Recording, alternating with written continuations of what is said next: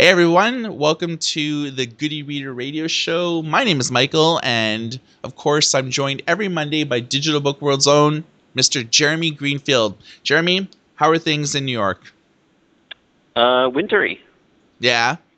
Is it cold? Very cold out. Very cold, very gray. But I grew up in Buffalo, New York, so I'm used to it. Ah. Yeah, I mean, I live in Vancouver, and our winters are more or less rain every single day for about 5 months straight, so it's not exactly Wonderful. it's not exactly cold, but sometimes you wish it was cold and less rainy. Right. A little bit colder, and you've got some snow. Yeah, exactly. And we rarely get snow, maybe like once a year, and it only lasts for like 2 days before the rain washes it all away. So let's get right into it. There is a major story that's been developing, and it has to do with comic books being sold in bookstores. So whether you buy your comics or you've seen them at Barnes Noble, Books a Million, Chapters Indigo, and companies like that, you would know that when you walk into the magazine section, usually they sell comic books. So you'll find DC, Archie, Marvel Comics, and a myriad of graphic novels. Marvel has actually suspended selling single issue comic books in at least the US. So Barnes Noble, Books a Million, and a number of other stores will no longer be selling single issues.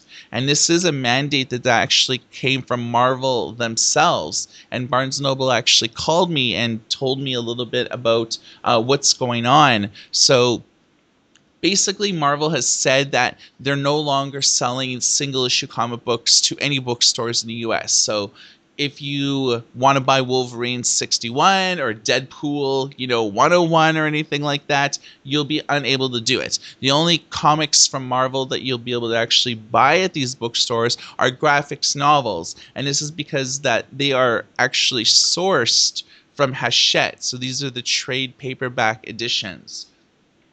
Marvel's not you've gotten back to me about what are the semantics, what are the reasons why, but both companies, Books a Million, Barnes Noble, did confirm to me independently that yes, this is the case. They're not able to order it from Marvel, and this isn't coming from a source of unwillingness on Barnes Noble's part, saying we don't want to carry it anymore. It's basically Marvel saying we're not these comics are not able to be actually ordered anymore. So we'll see how this goes. Jeremy, what do you think?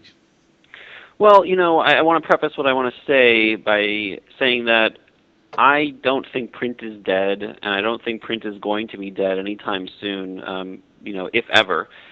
But the thing that comes to mind immediately when taking this story into account is another nail in the coffin of print. This is, we don't know why Marvel has decided to do this, or whether it was a unilateral move or not. But my best guess is that the single issue distribution into bookstores business was not a profitable one for Marvel in one way or another. That or Marvel is trying to distribute more directly to readers. But I think it's more likely that it's about print and about the economics of print in an ever increasingly digital world. I agree. I used to buy comics all the time from my local comic shop. And then about a year and a half, maybe 2 years ago, I started just buying everything on my iPad just because, as soon as 12 midnight hit, I think on every Wednesday or Thursday, whatever new comic day is, I don't even know. And I've been buying comics for years. Anyways, I could just buy everything on my iPad, carry it with me, and this way I don't have an overflowing bookshelf of like comic books or anything like that. So, and I'm not exactly a hardcore comic reader, but there's a few kind of cool series that I do follow.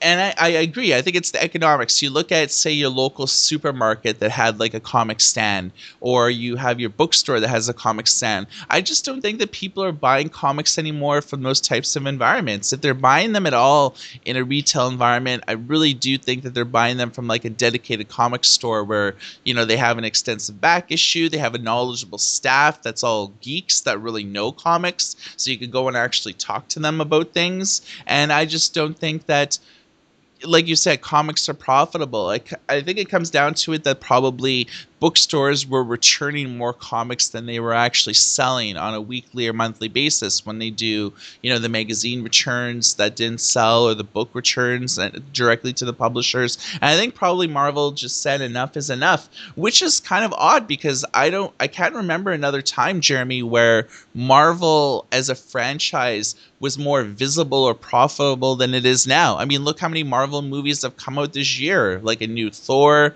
a new Iron Man, next year's a new Captain America, a new Fantastic Four, a new Spider-Man movie. I mean, there's a lot of spotlight on Marvel right now. Absolutely. You think though, going back to my days covering in magazines, that the argument around, why magazine publishers may still want to go forward with their print magazines as they're even less profitable. The same could be said of books.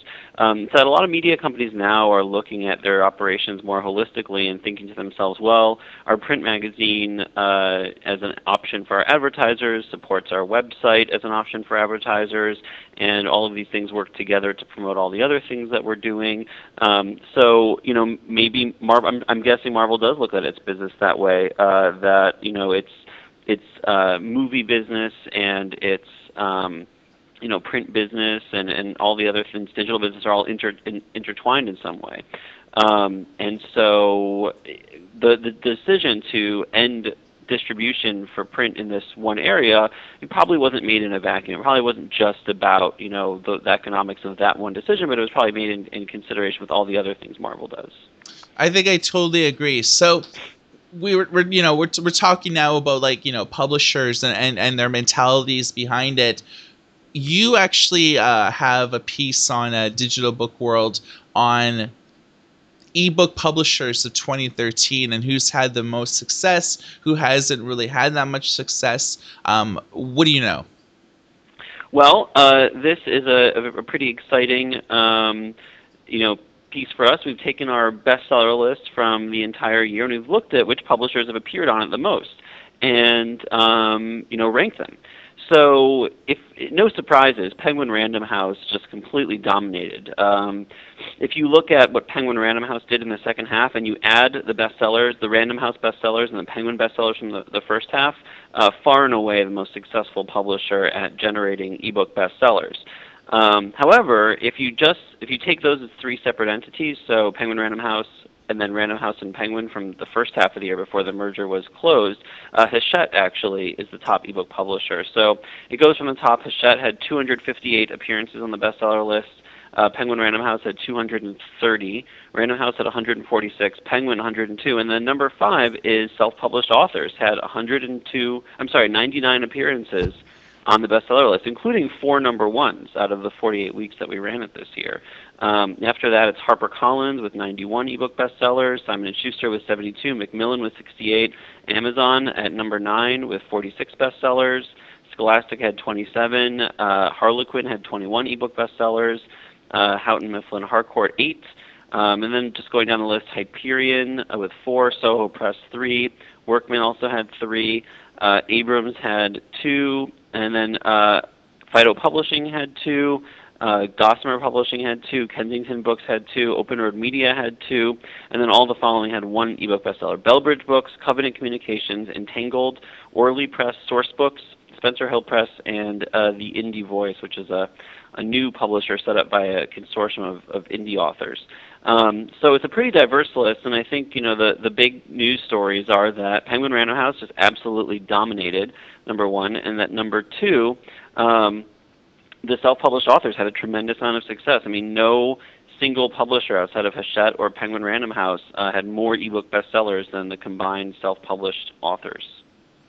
So the question is do you think that self-publishing will grow? If you were to fast forward to your end of the year list in 2014, do you think that self-publishing could actually rise further in the charts than it is now? I think that there's a good chance that it does. But I think that's a lot of bestsellers to have. I mean, that's almost 10% of the entire list Yeah. is self-published authors. I mean, probably in These the 8% range. self-published authors have more number one bestsellers than HarperCollins, Macmillan, or Simon and Schuster, or Amazon. These are not number one bestsellers in general. Yeah. But I believe self-published authors did have more number one bestsellers than those publishers. So I'd have to double check that. But we also did a ranking of all the number one bestsellers. So that's another thing that we can discuss. But yeah, I mean more than Macmillan, Simon and Schuster, HarperCollins, Scholastic, Harlequin, Houghton Mifflin Harcourt, many publishers. Okay, so let's look at some of the books that did the most this year in terms of sales, in terms of like overall visibility. I'm looking at the list here, and no surprise that Nicholas Sparks had the number one slot with Safe Haven. Yeah, I mean that was in the beginning of the year, just a super successful ebook because of the movie that came out. Obviously, the price was fairly low. It was a backlist title, and that probably helped drive a lot of sales. And the way that this article works is we put together all of our number one bestsellers into a big list. We listed the author, the publisher, and then the lowest price that it was available while it was a number one bestseller. So yeah, Safe Haven was at the top of our list for 8 weeks this year. I mean, that's a huge accomplishment. Yeah. Next was Inferno by Dan Brown, was another huge seller this year, at the top of our list for $12.99 for 7 weeks. And it was the most expensive book, I think, in your top 10 at least. It was the most expensive book in the top 10. And there was one other one, Lover at Last, a novel of the Black Dagger Brotherhood, by J.R. Ward from Penguin Random House, was atop our list for 1 week at $14.99. And I think probably because of the way ebook discounting is working right now, this is the last time we'll see a number one anywhere near that kind of price. And I think it's mostly because the retailers are discounting fairly heavily on these popular books these days. Yeah. I mean, I don't really see much surprises, like, at least if we look at the top 5, J.K. Rowling, John Grisham, Dan Brown, Nicholas Sparks, and I'm not too familiar with number 3. Leanne Moriarty. I'm actually not too familiar with her work either, but it's a Penguin Random House book, and it was atop our list for six long weeks. Yeah, I mean, it's a lot of the usual suspects, like on this list, Lee Child, J.R. Ward, Sylvia Day, Veronica Roth, her movies. I guess she did like the one big movie that came out for her franchise, but she's been writing sort of these paranormal books for a lot of years. David Baccelli, there's a lot of things here, but what's surprising me is that the books are not that expensive. No, they're very cheap. Yeah, I mean, there's very few that are like above $9.99, which used to be under the agency pricing model, sort of the price that people would pay for new releases. Now it's all like $6.99, $5.79, 99 Well, look cents. at Wait for You was atop our list for 2 weeks, and it was 99 cents. Yeah. It's very interesting. I would be very interested to kind of find out the correlation between being number one in the bestseller list. Does that have anything to do with the price of the book? I think mostly there was no correlation. We saw a couple of instances where a book was dropped in price and then shot up the list, and that happens pretty regularly, and some of those books did reach number one. But in general, I think, a number one, what creates a number one bestseller is a very strange and interesting and unknowable mixture of things. Yeah. Certainly, if you're in the publishing industry, so I don't think that there is a direct correlation. I will lower the price; it will become number one.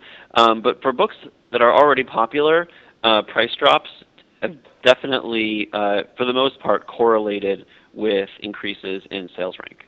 All right. So we've all heard about Fitbit, smartwatches, Google Glasses, wearable tech.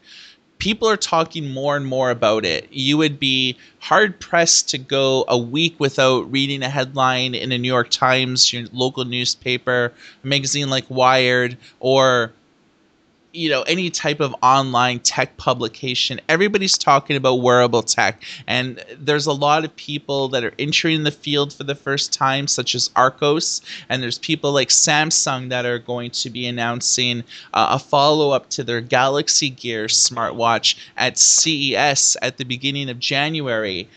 The entire wearable tech industry has actually increased by over 500% in the first half of 2013. We should have some later statistics probably around the end of January, February on the second half of 2013.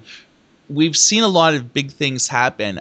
200 million bands of Fitbit were shipped out in the first half of 2013, and a lot of things were, the Galaxy Gear from Samsung sold 800,000 units in the first 2 months of their sale. We've really seen the evolutionary growth of this segment. It's just been explosive. Qualcomm is heavily invested in it with their smartwatch technology. There's a lot of players that are entering this space, both large and small companies, trying to take advantage of heart rate monitors, different types of glasses, different types of watches. There's been ever increasing rumors that Apple is going to be entering this space, as they have purchased a few companies that specialize in bendable glass. And so whether that is evident in a new iPhone, or whether they're going to be releasing a smartwatch, or maybe with their new television, rumored television set, remains to be seen. Jeremy, you live in New York. You probably see people, with gadgets and doodads all the time. Have you noticed an increase in wearable tech at all?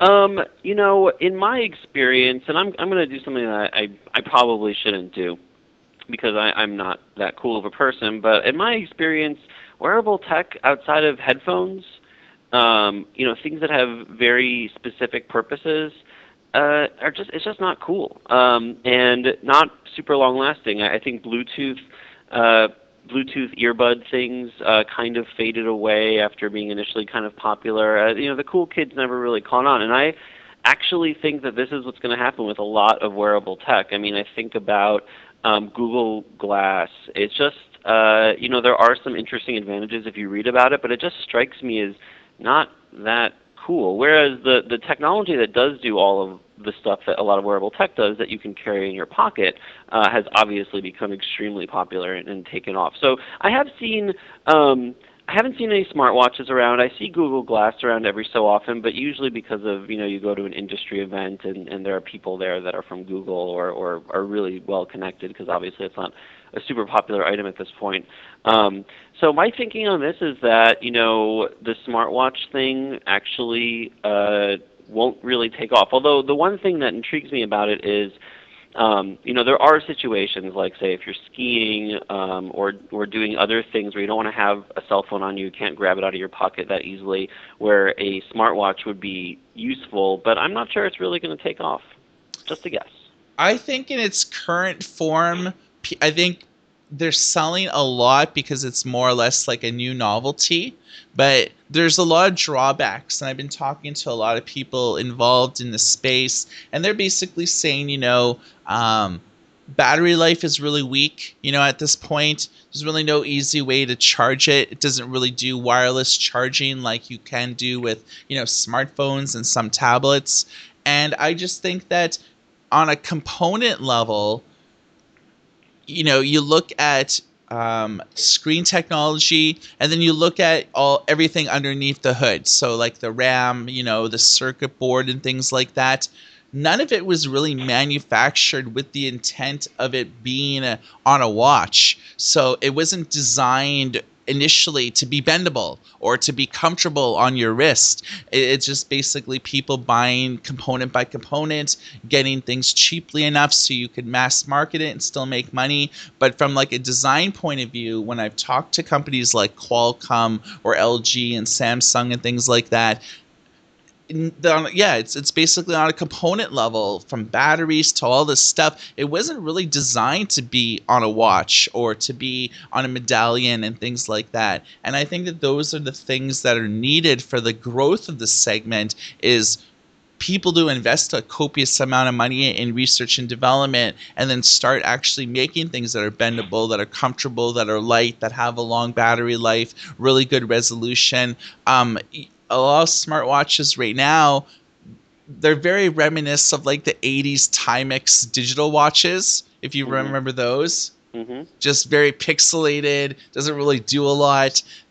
Yeah, I mean, I think the industry has a long way to go, but I think a lot of people are heavily invested in the space. But the wearable tech industry right now is very reminiscent of like when e-readers started to get really popular, or tablets started to get really popular. You had like all these companies come out of the woodwork and just try to flood the market with, subpar products in order just to take advantage of all the buzz. And I think that that's what companies like Arcos and stuff are doing at CES this year, where I think they have a few different watches and things like that. And they tried to do the same thing in the tablet space, where right when the iPad first came out, and those early Android tablets came out, and just the tablet buzz was just insane. Like everyone was writing about the future is mobile, and then all these like shitty little companies just came out of the woodwork and was like, let's just try to capitalize on all the buzz. We'll just throw everything against the wall and see what sticks. And you know 60% of those companies are either totally out of the space or out of business. Yeah, I mean, I can going back to my bad habit of prognostication here. I can envision a future in which people are wearing their technology and it's all very jazzy and shiny and bright. But I also can envision a future in which as cool as some of this stuff seems, the economics don't work out. Cell phones are already really really good at doing most of it. Clearly the Fitbit and things like the Fitbit have really really taken off, and I think that might have to do with a subculture and this new sort of like biometrics. Sorry, not bio. It's not biometrics, but the sort of the new science of sort of measuring everything about your body and everything that works in your body. That might be more about a subculture, but they don't pay me to make predictions. That's just my gut. Okay, one of the last things I want to talk about is a story that kind of broke probably in the last 3 or 4 days. Hugh Howey weighed in on it. A number of message boards just really exploded. What do you think, Jeremy, about Amazon lowering its indie author slash self-publishing commission platform from 70% to 35%? So, I don't see why Amazon would do anything like that anytime soon. I mean, I could see Amazon shaving off a few percentage points, but I don't see Amazon, having it. And I'm not sure why those rumors are floating around. But Amazon has done a lot to ingratiate itself with the author community. And I think Amazon also sort of is a believer in cutting out, the middleman when it comes to supplying things. And that's one of the, I think, reasons philosophically Amazon has gone after publisher margins. That said, I don't think Amazon views authors as middlemen. I think Amazon views authors as sort of the producers of the raw material that it sells. And so I think Amazon would be happy to allow its authors to have pretty big margins. And I'll tell you this: it's a very flat marketplace for these indie authors and these indie books.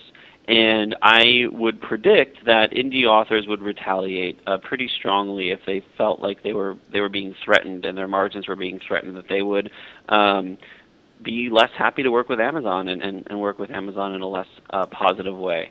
So I don't know where these rumors are coming from. I have not spoken to anyone at Amazon about this, but it would surprise me if Amazon made a move like this, especially when the competition in the marketplace, all of its competitors have basically the same margins for authors.